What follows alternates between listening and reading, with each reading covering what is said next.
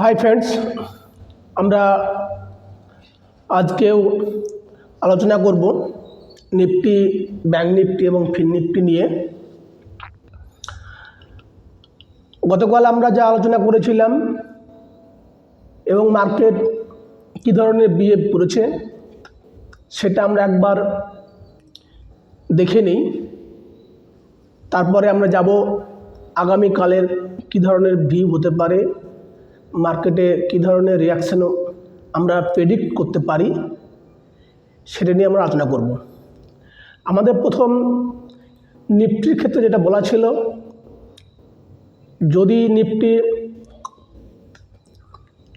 গত দিনের যে হাই অর্থাৎ 21,869 বা 70, আমরা দেখে নিই, হ্যাঁ 70 ধরুন 70, 21,870 যদি ব্রেকআউট দেয় তাহলে মনে রাখবেন আমাদের টার্গেট থাকবে 21,905।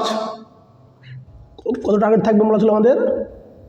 21,930। ফলে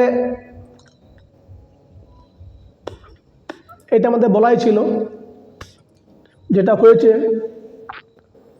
ব্রেকআউট। কিন্তু প্রশ্ন হলো, মার্কেট প্রথমেই গ্যাপ আপ দিয়ে খুলে ডাউন ট্রেন্ডে এসেছে, যেটা আমি আগেই বলেছিলাম যে মার্কেট গ্যাপ আপ দিয়ে ডাউন ট্রেন্ডে আসতে পারে। যথারীতি এসেছে এবং পরবর্তী ক্যান্ডেল ব্রেকআপও দিয়েছে। পরবর্তীতে আমরা দেখেছি 10টার সময় যে আমাদের যে 21,870 তাকে কিন্তু ক্রস ওভার দিয়েছে।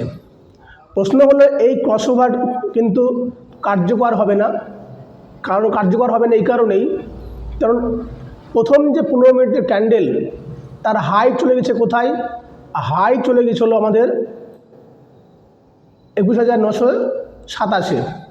ফলে 21,927 যখন ব্রেক হবে তখনই আমাদের আপ ট্রেন্ড যাবে। তার আগে কিন্তু আর আমাদের আপ ট্রেন্ড নিফটির ক্ষেত্রে ছিলই না। থাকলেও এই ক্যান্ডেলে ছিল না। পরবর্তীকালে যখন কি হয়েছে, আমাদের সময় খেয়ে নিফটি আবারও যখন ডাউন এসেছে, তারপরে আমাদের গিয়েছে।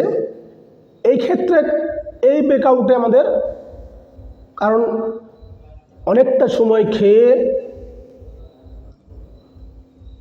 1:15 দিকে মার্কেট বুলিশ ক্রসওভার দিয়েছে এবং তখনই মার্কেটে পূর্ণাঙ্গ বাই হয়েছে। তার আগে পর্যন্ত আমাদের কলে বাই দেয়নি। আর একটা জিনিস বলা ছিল যে আমরা পুটের কথা ভাববই না, কলের কথাই ভাববো, কিন্তু বাই ওয়ান ডিপ, যতটা ডিপে পাওয়া যায় সেই ক্ষেত্রে বাই করব। হ্যাঁ, বাই যদি ডিপে আমরা পেয়েছিলাম এখানে, এই তলায় যদি বাই করতে পারতাম তাহলে একটা প্রশ্ন ছিল। তা না হলে কিন্তু নিফটি আজ অনেককেই ফাঁসিয়েছে। এই একটা মুভ ধরতে যারা পেরেছেন, প্রপারলি ফলো করার পরে তারা এই ট্রেডটা পেয়েছেন। ব্যাংক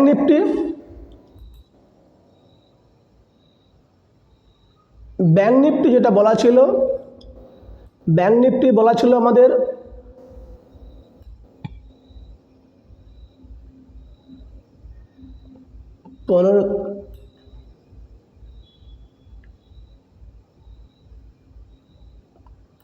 ব্যাংক নিফটি বলা ছিল আমাদের কোথায়?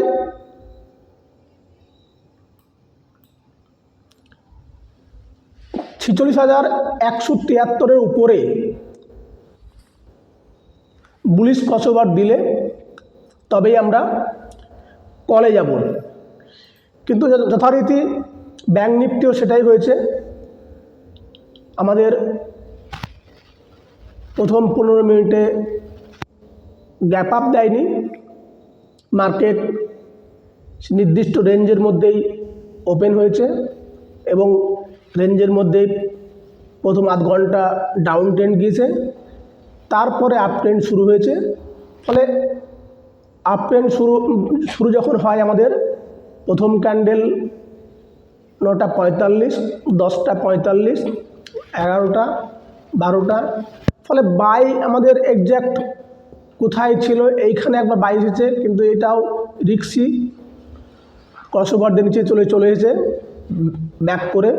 ফলে ব্যাঙ্ক নিফটিও আজকে আমাদের খুব ভালো যে ট্রেড দিয়েছে তা কিন্তু দেয়নি। ফিন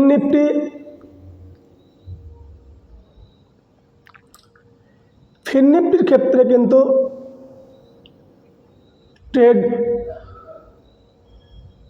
ফিন নিফটিতেও ভালো হয়নি। হ্যাঁ, ট্রেড ভালো হয়েছে কাদের, যারা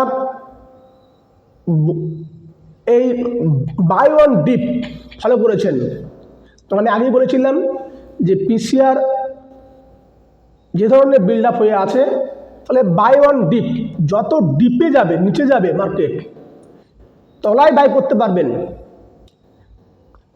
সে তিনারাই এই প্রফিট পাবেন। তাছাড়া তা না করে পূর্ণাঙ্গ ব্রেকআপের জন্য বসে থাকতে যদি যায় কেউ, তাহলে আজকে নিফটি, ব্যাঙ্ক নিফটি এবং ফিন নিফটি কোনো জায়গাতেই প্রফিট সেভাবে হয়নি। এর প্রশ্ন হচ্ছে আগামীকাল কি হবে। আগামীকাল নিফটির ক্ষেত্রে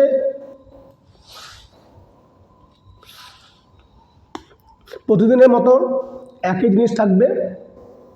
আপ ব্রেক করলে, হাই ব্রেক করলে আমরা পজিটিভ যাব। আর এই যে দাগ দেওয়া হয়েছে 21,869 বা 70, তাকে ব্রেক করলে আমরা মার্কেটে আবার পুটে যাব। আপে গেলে আমাদের টার্গেট থাকবে 22,000 এবং পরবর্তী টার্গেট 22,120। এই দুই টার্গেটকে সামনে রেখে আমরা আপ ট্রেন্ডে এগোবো। ডাউন ট্রেন্ডে বলে আমাদের যথারীতি আমরা টার্গেট রাখবো কোথায়, 21,766 পর্যন্ত। 21,750 ধরে রাখুন, ওটা মোটামুটি এটা আমাদের ডাউন ট্রেন্ডে আমাদের টার্গেট থাকবে। ব্যাঙ্ক নিফটির ক্ষেত্রে যেটা হবে, ব্যাঙ্ক নিফটির ক্ষেত্রে আমরা পজিটিভ তখনই যাব যখন আমাদের 46,288 উপরে যাবে, তখনই আমরা আপ ট্রেন্ডে যাব। আর ডাউন ট্রেন্ড আমরা তখনই যাব যখন মার্কেট আমাদেরকে 46,014 ক্রস করে নিচে রান করবে, তখন আমরা ডাউন ট্রেন্ডের দিকে লক্ষ্য রাখব। ডাউন ট্রেন্ডের ক্ষেত্রে আমাদের টার্গেট থাকবে 45,600 কাছাকাছি। আপ ট্রেন্ডে আমাদের টার্গেট থাকবে 46,600 এবং 46,700। এই হচ্ছে ব্যাঙ্ক নিফটি। ফিন নিফটি আমাদের 20,444 উপরে ক্রসওভার দিলে আমরা 20,544 দিকে টার্গেট রাখব। তার উপরের টার্গেট হচ্ছে 20,737। ডাউন ট্রেন্ডে আমরা তখনই যাব যখন মার্কেট 20,347 নিচে আসবে, তখন আমরা ডাউন ট্রেন্ডে যাব। সেক্ষেত্রেও টার্গেট আমাদের লক্ষ্য থাকবে 20,226 পর্যন্ত। এ হচ্ছে নিফটি এবং ব্যাংক নিফটি। আমরা ওপেন ইন্টারেস্ট একবার দেখে নিই। ওপেন ইন্টারেস্ট নিফটি পিসিআর 0.96, কালকে যে ধরনের ছিল 1 পয়েন্টের উপরে ছিল, সেটা আজকে নেমে গেছে 0.96। ওভারঅল মার্কেট বুলিশ 21,900 দেখতে পাচ্ছেন, ওপেন ইন্টারেস্ট বুলিশ। কিন্তু প্রশ্ন হচ্ছে পরপর আরও দুটো ক্যান্ডেল 21,950 এবং 22,000 দুটো কল রাইটিং আছে। ফলে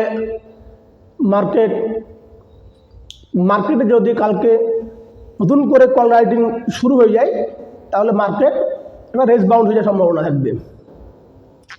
ফলে মার্কেট বুলিশ। মার্কেটে কালকে কী ধরনের ওপেন ইন্টারেস্ট বিল্ড আপ হচ্ছে তারপর নির্ভর করবে। আমরা ব্যাংক নিফটি দেখে নিই।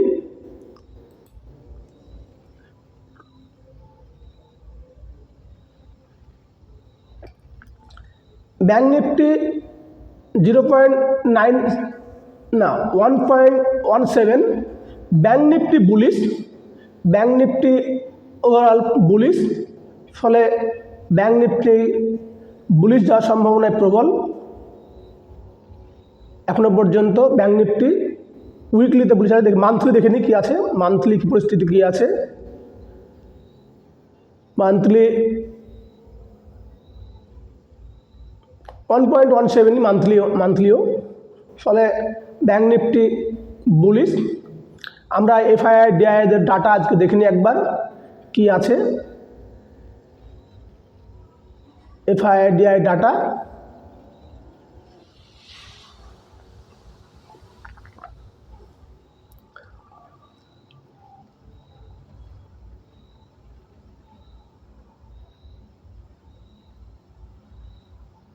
এফআইআই ডিআই ডাটা যদি দেখি আমরা, তাহলে কি দেখব? ক্যাশ মার্কেট এফআইআই আজকেও সেল করেছে 3,064.15 crore। ডিআইআই মার্কেটে আজ বাই করেছে 2,276.93 crore। ফলে এফআইআইদের কিন্তু আজকেও সেলিং আছে যথারীতি। আমরা ফিউচার ইন্ডেক্স দেখি কি আছে। ফিউচার ইন্ডেক্সে নিফটিতে বাইং আছে, ব্যাংক নিফটিতেও বাইং আছে, আর ফিন নিফটিতে সেলিং আছে। আমরা ইন্ডেক্স অপশানে দেখি কি আছে। ইন্ডেক্স অপশানে কিন্তু একটা মজার ঘটনা আছে। দেখুন, নিফটিতে সেলিং আছে 74,470.46 crore, যার ফলশ্রুতি হচ্ছে নিফটি হয় রেস বাউন্ড যাবে, না হয় চরম বুলিশ যাবে। ব্যাংক নিফটিতেও সেলিং আছে, ব্যাংক নিফটিতেও সেলিং আছে 3,930.08 crore। ফলে বুলিশ ট্রেন্ডই মার্কেটে আগামীকালও বজায় থাকার সম্ভাবনাই প্রবল। এ হচ্ছে নিফটি, ব্যাংক নিফটি এবং ফিন নিফটির আগামীকালের ভিউ। প্রত্যেকেই ধন্যবাদ। অবশ্যই শেয়ার, লাইক এবং কমেন্ট করবেন।